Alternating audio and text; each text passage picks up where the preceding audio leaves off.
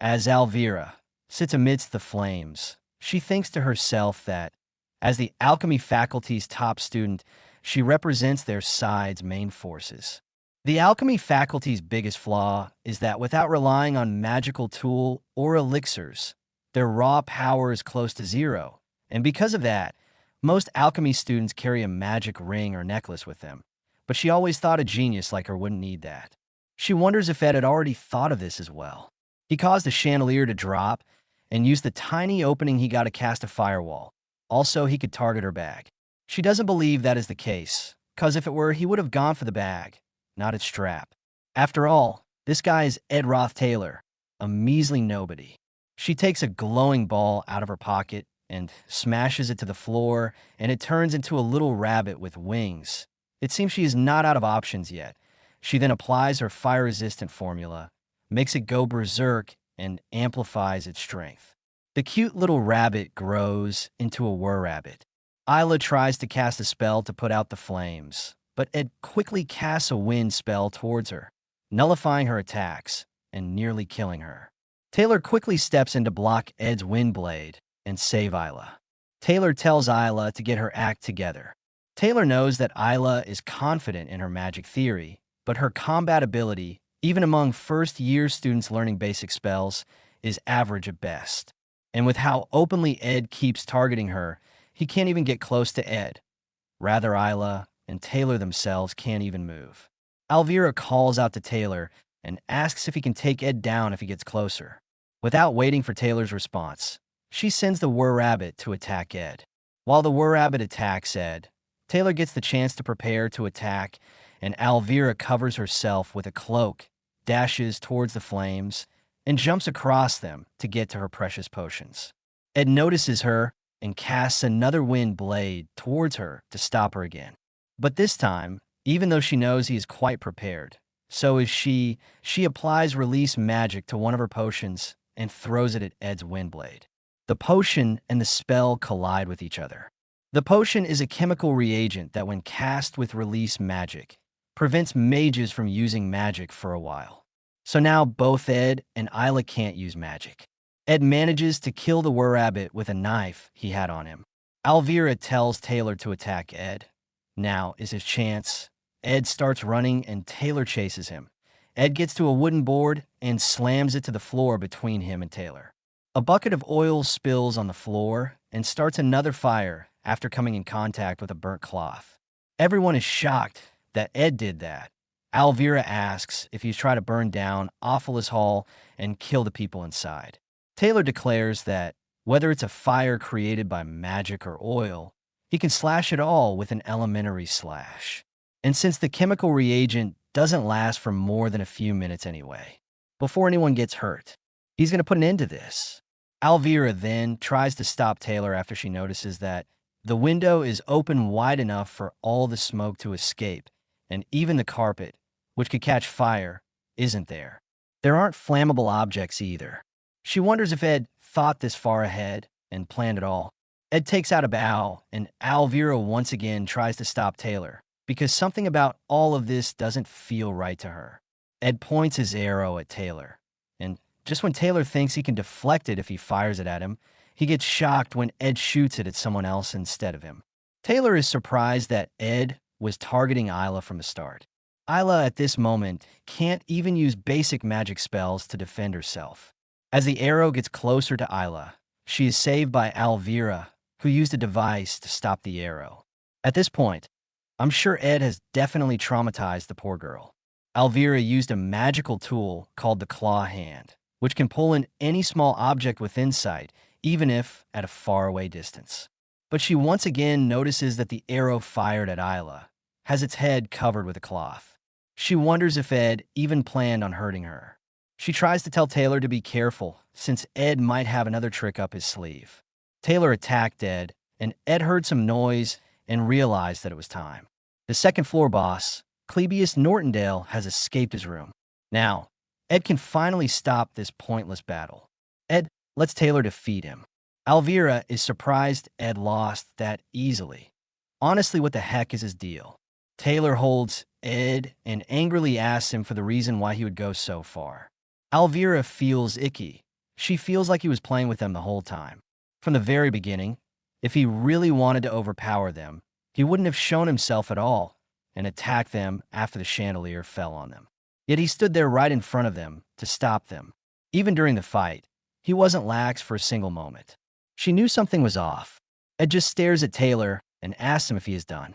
Taylor drops Ed, and Ed tells him that if he is done, he should go up and stop yapping at him. Taylor and his party were shocked at Ed's words. Alvira asks Ed why he let them win the fight. Isla and Taylor are in disbelief at her words. There's no way this weak-ass guy went easy on them. Alvira ignores her comrades and angrily yells at Ed that she is not leaving without knowing why he let them win this fight. While the two stare at each other, the door to the hall opens and someone walks in. It's of number one waifu, Janica. Upon walking in, she finds the trio harassing the beaten-up Ed. He was on the floor, covered in blood, after being attacked by a group of people. She approaches Ed, and with a murderous look, she asks the trio what the hell they have done.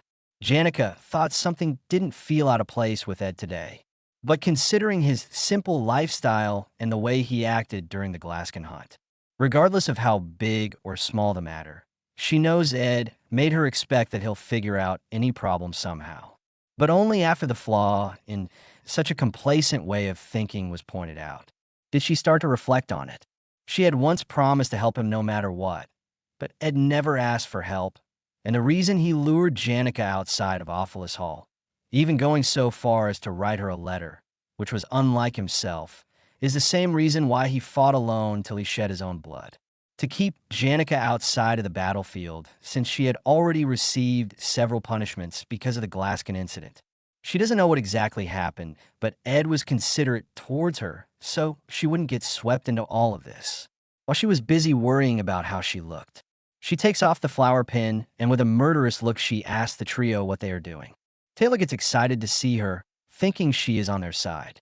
He tells her that he is glad she didn't get swept into the whole incident, and he informs her that some students have taken over the Awfulest Hall. But he doesn't think that's all there is to it. Seeing how Ed stopped them from getting in to the very end, he's sure there's someone else. This guy is definitely going to get a beating seeing how he is handling Janica's beloved like that. Alvira, who knows that Janica is actually mad at them, tells Taylor to come to his senses, cause she is an enemy. Janica tells them that honestly, what they are doing, she's not all that curious.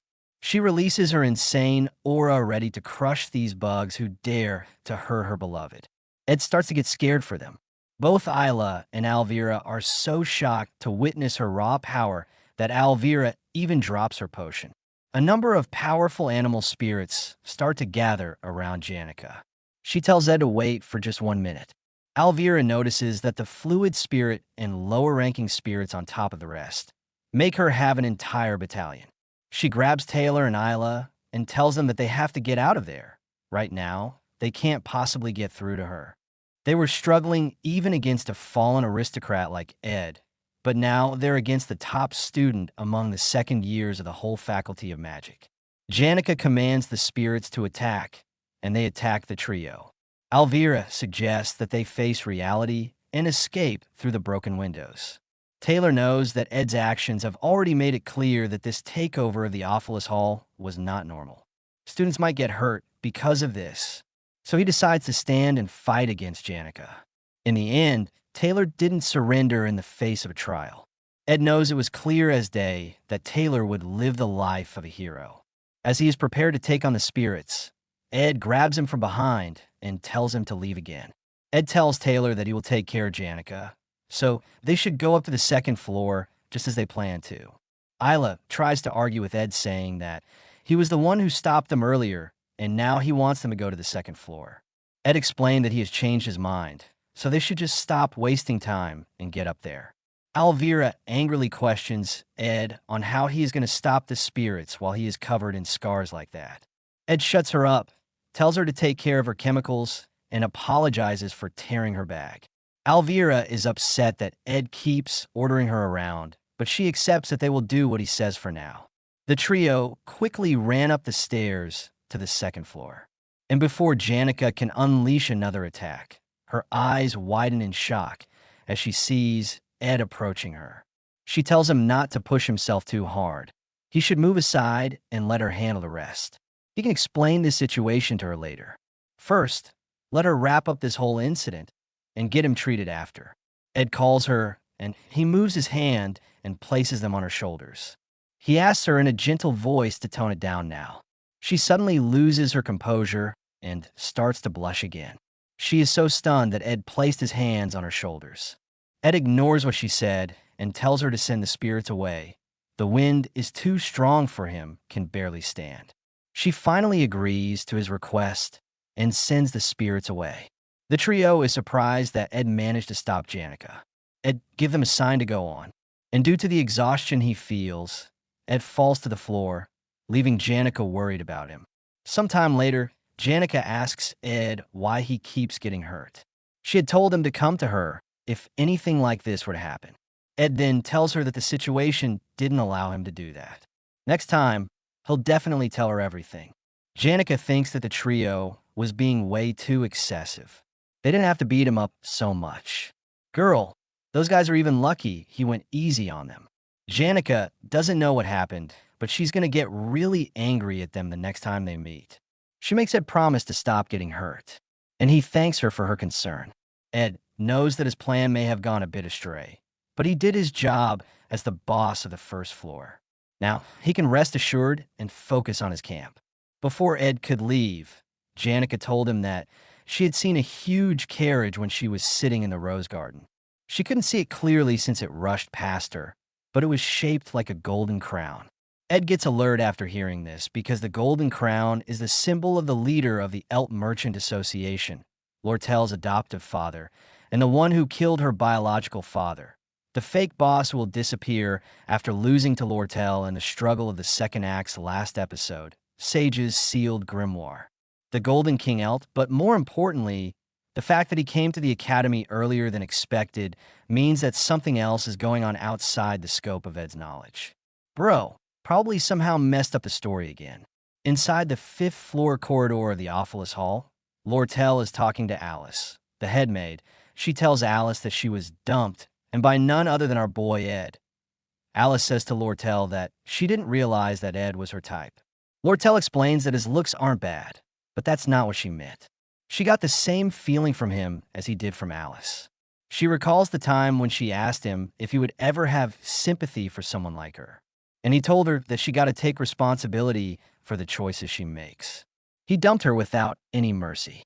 Back in the present, she tells Alice that people like them get used to hearing stuff like that all their lives. A little backstory about Alice. She was the chief maid of the Awfulest Hall, the senior maid who had been working there for over 20 years.